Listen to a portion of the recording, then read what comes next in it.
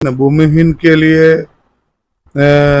जो x mayor रहे हैं, चेयरमैन रहे हैं, उन्होंने लोभ लालच गरीबों को दिया था और बोला था बुला के। काफ़ी उनके घर पे आप लोगों ने देखा था, मैं चैनल के पे ही टीवी पे ही देख रहा था उनका इंटरव्यू, कि मैं 3-3 डिसमिल गरीबों को, रोड किनारे वाले पे जो लोग हैं, झुग्गी झुपड़ी वाले लोग हैं जिनको अस्थाई व्यवस्था नहीं है, 3 डिसमिल करके मैं ज़मीन दूंगा और उनको अस्थाई व्यवस्था करूँगा। तो जब आप पद पे रहें तो आपने देने का काम नहीं किया। देखिए, राजनीति धन बल पे किसी ज़माने में हुआ करता था, अब धन बल की समय चला गया है। जो लोग 10 साल रहे वो धन बल गन दोनों का उपयोग किए, जो 5 साल रहे वो भी धन बल गन का पूरा ही उपयोग किए। ये तो मैं बिहार सरकार को धन्यवाद देना चाहता हूँ। अभी इस वक्त हम पूर्णिया में मौजूद हैं और पूर्णिया में नगर निगम चुनाव की रणभेरी बज चुकी है। लगभग 28 प्रत्याशियों ने अपना महापौर पद के लिए नामांकन दाखिल किया है और हमारे साथ इस वक्त ऐसे शख्स मौजूद हैं जो किसी परिचय का मोहताज नहीं है, क्योंकि नगर निगम में जब नगर पालिका हुआ करता था और निगम बना तब तक इन्होंने 3 बार अपनी भागीदारी नगर निगम में सुनिश्चित की और अपने भी पार्षद रहे, उनकी वाइफ पार्षद रहीं। इस बार नगर निगम मुख्य पार्षद यानी महापौर के लिए अपना नामांकन पर्चा दर्ज कराया है। नामांकन के दौरान भी जन समूह का एक सैलाब सा उमड़ पड़ा था। आइए जानते हैं हम उनसे कि नगर निगम चुनाव में जो उन्होंने अपना नामांकन दर्ज कराया महापौर के लिए, क्या समस्या दिखी जो वो जाकर उसे अब सुलझाना चाहते हैं वहाँ। सबसे पहले तो हमारे चैनल में आपका स्वागत है। धन्यवाद, थैंक यू। ऐसा क्या नगर निगम में जो आप 3 बार पार्षद रहे, आप, आपकी पत्नी, डायरेक्ट इनडायरेक्ट दोनों वे में, उसके बाद आप क्या समस्या देखे जो नगर निगम वार्ड पार्षद में थे, आप मुख्य पार्षद में चुनाव लड़ रहे, क्या समस्या दिखी वहाँ की जिसको आप खत्म करना चाह रहे हैं? देखिए, सबसे बड़ी बात है कि नगर निगम की समस्या को मैं ख़त्म करना चाह रहा हूँ। कोई पर्टिकुलर एक समस्या नहीं है। नगर निगम में अनेकों समस्या से नगर निगम झूल रहा है और नगर निगम को सुलझाने में, नगर निगम को स्वच्छ बनाने में, सुंदर पूर्णिया बनाने में, कचरा मुक्त पूर्णिया बनाने में, इसमें पूरे नगर निगम की जो मतदाता हैं, माँ बहन भाई नौजवान युवा साथी, सभी लोगों का सहयोग और आशीर्वाद की आवश्यकता है और मुझे भरपूर सहयोग और आशीर्वाद पूरे क्षेत्र की जनताओं से प्राप्त भी हो रहा है और है भी। जब मैं नॉमिनेशन 22 तारीख को किया था तो आप लोगों ने देखा था कि जनसैलाब उमड़ के आ गया था। काफ़ी लोग नॉमिनेशन में आए आशीर्वाद देने, दुआ देने मुझे। समस्या सबसे पहले तो आप देख लीजिए, जो बड़ी समस्या है, आधे घंटे पानी जब पड़ते हैं पूरा शहर जल जमाव से लगता है जैसे नदी जैसा बन जाता है।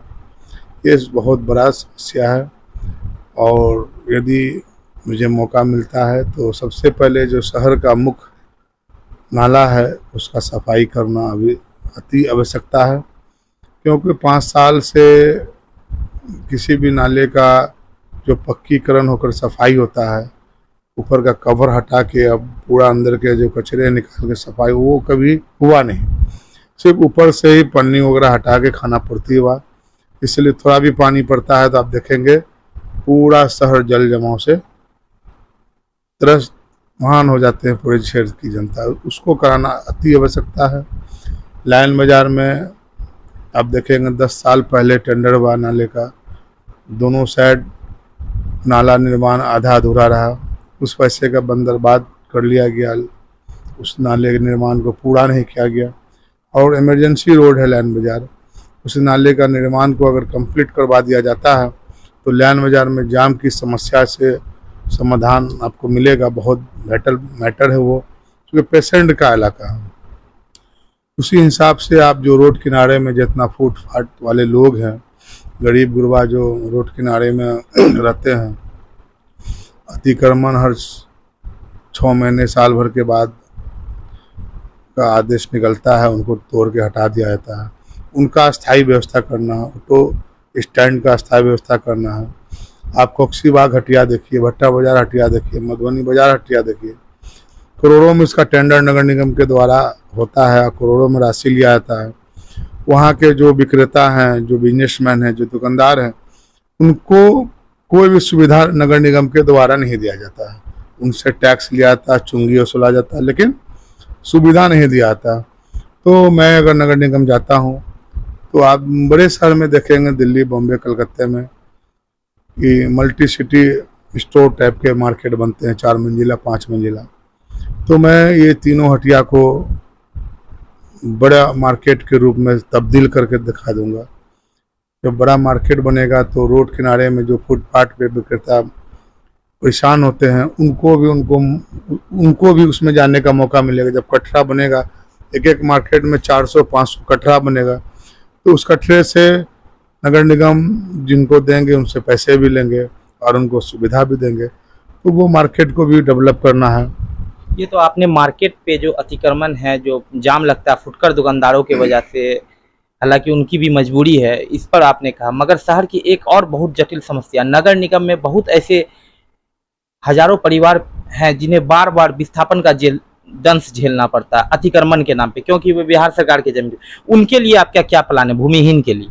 देखिए ना, भूमिहीन के लिए जो एक्स मेयर रहे हैं, चेयरमैन रहे हैं, उन्होंने लोभ लालच गरीबों को दिया था और बोला था बुला के। काफ़ी उनके घर पे आप लोगों ने देखा था, मैं चैनल के पे ही, टीवी पे ही देख रहा था उनका इंटरव्यू, कि मैं 3-3 डिसमिल गरीबों को, रोड किनारे वाले पे जो लोग हैं, जो झुपड़ी वाले लोग हैं, जिनको अस्थायी व्यवस्था नहीं है, 3 डिसमिल करके मैं ज़मीन दूंगा और उनको अस्थायी व्यवस्था करूँगा।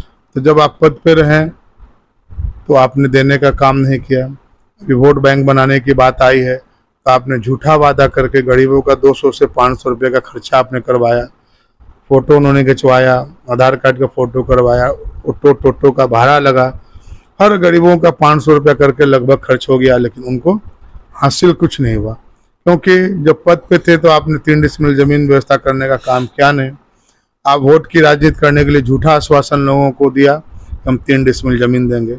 मैं ऐसे लोगों को कहना चाहता हूं कि आपको झूठा आश्वासन देके जो भीड़ लगाया गया था, ऐसे प्रत्याशी जब आपके घर पर वोट मांगने जाएं तो आप बोले मैं तो वोट दूंगा, लेकिन सबसे पहले मुझे 3 डिसमिल ज़मीन का जो वादा आपने किया वो मुझे कहाँ है, वो दिखा के दो।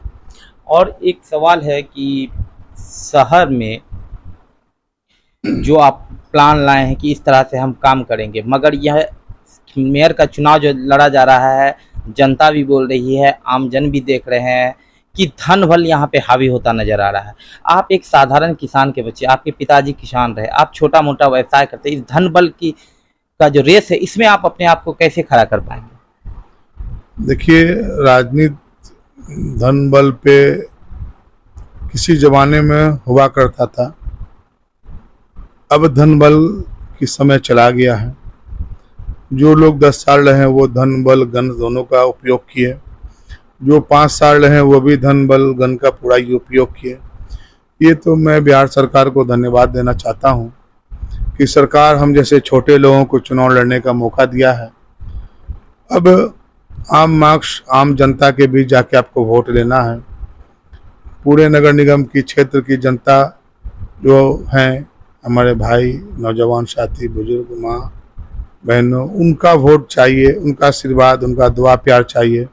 अब धन बल वाले का पूर्णिया में सफाया होना है। पूर्णिया इस ओर जा चुका है, परिवर्तन की ओर जा चुका है। पूर्णिया में परिवर्तन चाहिए।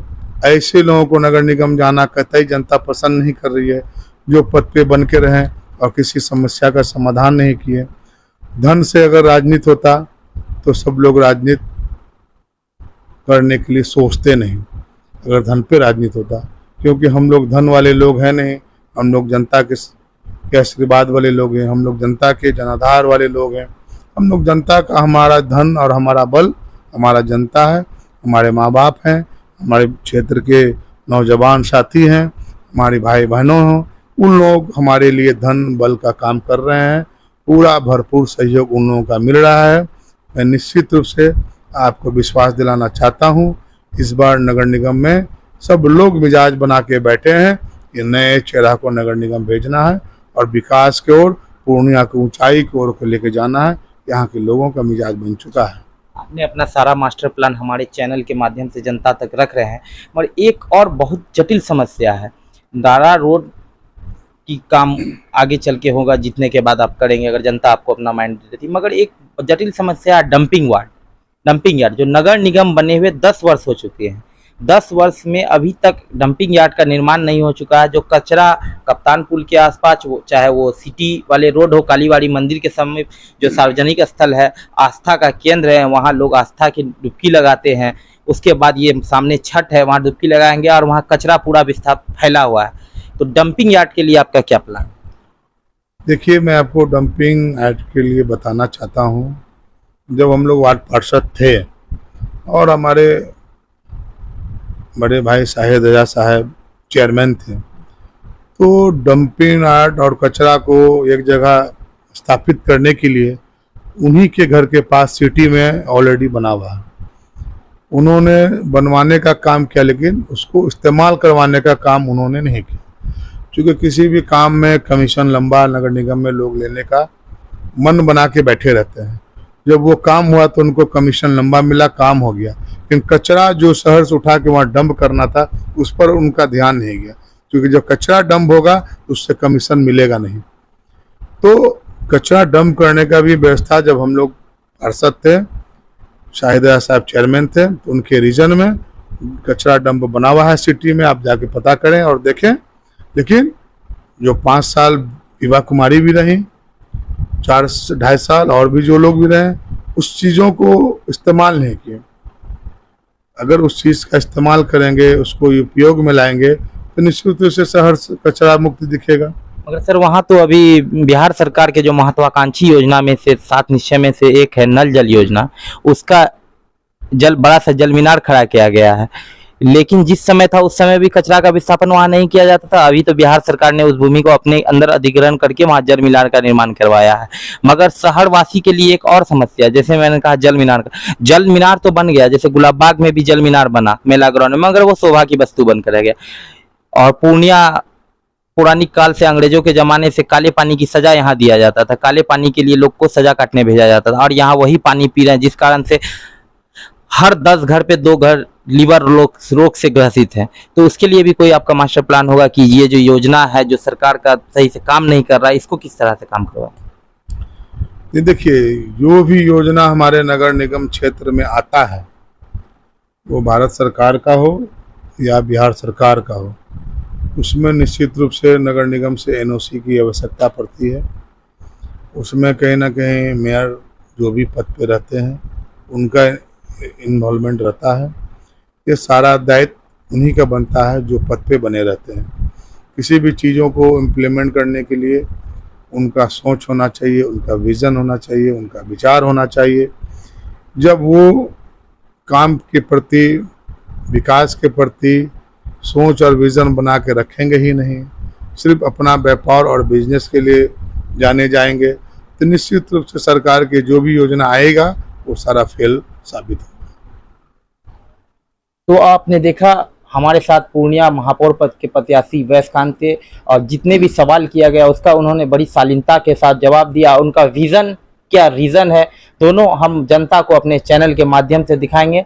अपने सहयोगी पारस सोना के साथ मैं मोहम्मद रागी वालम, पूर्णिया।